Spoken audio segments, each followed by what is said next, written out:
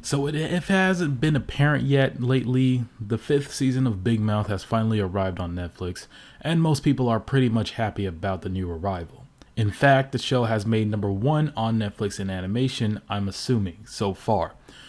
So if you don't know what Big Mouth is, it is a show created by Nick Kroll and written by him as well, and that aired on Netflix in 2017. Why did I say aired? It streamed on Netflix on 2017 and has been gaining massively positive reviews about the show. However, there are people who say otherwise and that they don't agree that Big Mouth should be in the number one category and that it should be the brand new series created by one of the writers and producers of Gravity Falls, Shion Takushi. Sorry for butchering your name, by the way. So, a lot of people on Twitter have been making nasty remarks on the series ever since the announcement of the show's date and premiere, and I gotta say, it's completely biased.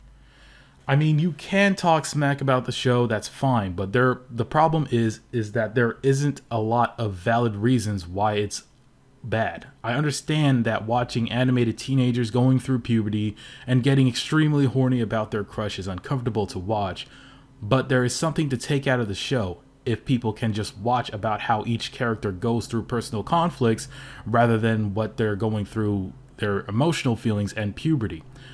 In fact, the emotions are a little bit mixed up, and in fact, you see this through almost every episode, given the title. So I guess you could say that they're going through changes. And that's the point of the show, to emulate how it was growing up as a teenager, realizing how life was full of pure pressure and anxiety. Hell, even if I felt those emotions before, I wouldn't even begin to relate to the show. But somehow I did. I mean, sure, you can say that some of the scenes in the series alone were a bit graphic, but there is more to it than that. If any of you ever watched the season finale of season 5, you were able to see the message the creator Nick Kroll was trying to convey to the audience. How he basically wanted Nick Birch, who came to the Hormone Monsters world and into the universe of the Hormone Monsters world, to the office of Nick Kroll, to understand why he is going through these life changes. Basically, Birch is trying to understand why is he going through these changes. Why is the hormone monsters, the shame wizard, all these monsters are taking over his life. But basically, that's not the case here. It's him being in control of that, but he's not aware of it. So, of course, Nick finally understands that what he's doing is all based on his actions, and he's learning from his consequences. His friend Andrew Glauberman, I'm sorry for mispronouncing your name, was trying to just stick out for him. He was learning from his past ways of how, he expresses himself, how he's showing his ass in season 5 most of the time. But basically, he was just expressing himself and showing love to his friends. And he was trying to show off that basically, when it comes to friendship matters the most. And so Andrew was just that good friend of him. Even though Nick was a fucking asshole, he stood out for him. So that's something you could take away from the show, rather than just the disgusting, big, freaky faces of the show that everybody keeps exaggerating about, and not understanding that this is just a new type of animation that is conveying a personal, important message. If not, we're taking a different type of message from this show. So I guess anxiety, even all these different emotions controlled by Nick himself. It was just the proper way to show that being a teenager is pretty much fucking shit. That's basically what we're trying to say here. In fact, Nick Kroll himself said at the season finale episode that Nick Birch is basically him growing up in New York. In fact, his childhood was basically represented or juxtaposed by Nick Birch himself. And the fact that he just tries to make Nick Birch understand that he's basically him. And until he understands that what he's going through is just all a beneficial change, he will grow up from that and mature along the way. So from a different perspective, you could see that Nick Kroll is somewhat of a sex education teacher. Yeah, I was dropping that joke in there. So yeah, you're welcome. So yeah, besides that, if anything, we are still going through it. We're going through anxiety. We're going through depression. We're going through so many different parts of our lives, like through mixed emotions, even where we don't like get along with people that we meet almost every day. And it's being taken in a more mature and logical reasoning. So is especially from high school, from that sort of point, like when you were in high school, your experiences just differ. So as you grow up as an adult, so when you grow from just your experiences from high school, your emotions just change and you mature and you become a better person. So from there, you're just saying, oh, okay, well, yeah, see, what I went through high school was just a bunch of bullshit and it was just a bunch of drama. And that's what this show is trying to do. It's trying to bring you back, the viewers, to the point in where there was so much drama in high school that all of that, it was just a bunch of bullshit. It's just a bunch of clowning bullshit. It could be serious. It could be really serious to the point where, you know, people end up places they shouldn't be, like jail, or even sued. But that's the thing with high school. High school could be this crazy place where everybody just reacts in a crazy chemical reaction and there's no controlling it. But then again, that's where the message from Nick Kroll comes to you. And it could be to anybody, like a high schooler or an adult. You are in control of your feelings and how you feel and how you respond to others. It's either you just understand it or you just make things worse. That's how it is. Because, see, the thing is, Nick Kroll told Nick that he was being an ungrateful child and hates how his loving family is so supportive of him. But he really needed to understand that any kid would love to trade places with him, to have that same love and affection and support. So from that message alone, that shows that what Nick Kroll is doing is basically saying that you have to cherish what you have, no matter how bad things could be. It could be always worse. So if anything, Big Mouth had a very focused message and it really pays attention to detail. And I think that besides the bad jokes that didn't make me laugh, the jokes that made people just cringe a little bit or didn't make people enjoy the show at all, besides that, just see the message that they're trying to convey. Because again, these characters are really going through it. It's not like they're happy where they are right now. It's not that they're enjoying the depressing things that they're doing with their lives.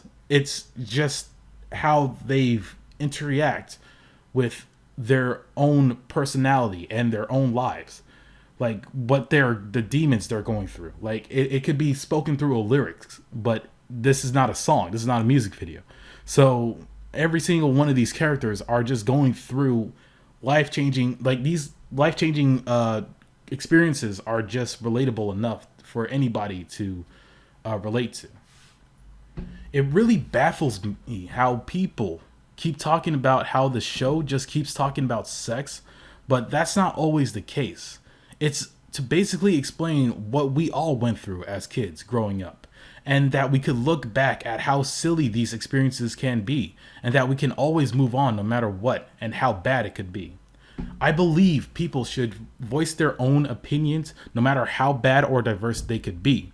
But when you just talk about the weird shit that goes on in almost every show, you're just making it look bad, rather than understanding what the writers are trying to represent to you, the audience that is watching the show. The show displays a lot of character development, and to say that you guys didn't go through any of these experiences these fictional characters, these kids go through, even the adults, is just impossible.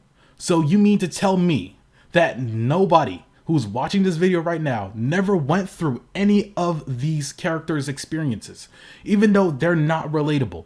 None of you have actually went through these embarrassing moments in your life, and you would just lives, and you would have not seen any of these certain situations happening to you. Like, I'm sorry, like these characters went through so much shit. Like Jesse's parents getting a divorce and her father having a baby with another mother. It just tears her apart because she thought that her family was getting back together because her father and her mother were like getting along slowly, and they were trying to get in a relationship, and the father that was dating another woman, she was just there. But unfortunately, that was not the case. It turns out that Jesse's father is having a child, and it's going to be a boy. So Jesse's going to be a sister to a little brother. So that's going to be a whole new experience for her, being a bigger sister. So that's awesome. So we also have Lola going through her personal vendettas of being in a neglectful relationship with her mother, who is supporting her but never there for her. She's leaving her literally in a empty apartment where her probation officer visits her from time to time, especially in the Christmas episode, which is, I believe, episode 9. Or probably 8. I could be wrong. Jay, who is always alone, the family that barely recognizes him, he's basically neglected by not only his mother and father, but his brothers as well. But then again, they do support them either way. So, again, Jay just wants to be loved, but at the same time, he seems to just exaggerate his lone wolf persona to the audience. And that's what's taking it away, rather than just understanding his personal life, like what he's going through. And in fact, he had to give up his magician's code. Like, he had to give up being a magician because his past girlfriend, Lola, basically fucked him over by showing off his secrets to social media, and everybody, saw it. So I can go all day with these people, these characters going through so much shit, and I think that's a good perspective of how growing up is life-changing, and that when you go through the relatable subjects with these characters, it could hit close to home in a comedic fashion or in a dramatic one instead. But however, this show just has a proper message to convey to you guys, is that when you're growing up, when you have kids, or when you are just growing up in general and you're in high school, you're going to go through a lot of bullshit. And it's good to have friends to support you along the way.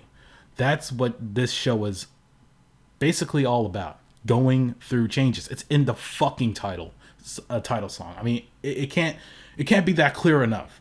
I understand, yes, the jokes could be bad. The sex jokes are a bit disgusting as we're coming to the conclusion. And it could be bad. But at the end of the day, it's just a whole learning experience for probably the younger adult audience, or the kids who are just curious, or the adults who are just being mature.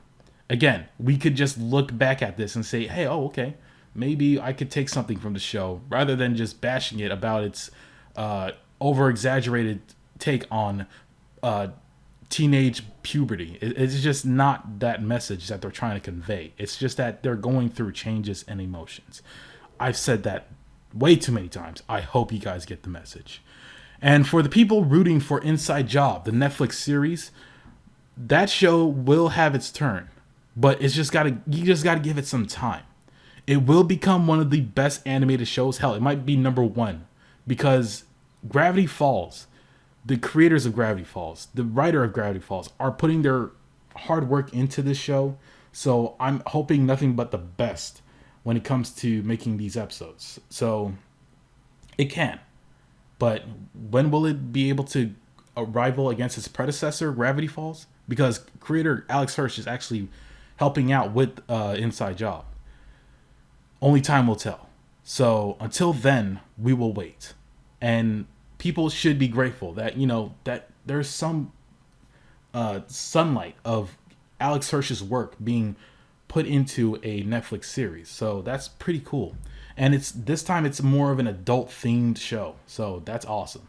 So hopefully we see more of that. And I love both shows, Inside Job and Big Mouth. I don't see them as bad shows. They do have flaws, but at the end of the day, we should respect them and respect the creators for just creating the show in general. Yes, we could just talk about how bad the show is in one of its depictions, but when it comes to just the show in general, don't explain it how it's disgusting. It doesn't explain what the show is. actually really understand what these characters are going through, what's the story behind everything, rather than just seeing a bunch of people going at it. It just doesn't make sense. Anyways, this is the Lazystone. I'll see you guys later. And thank you for watching this video.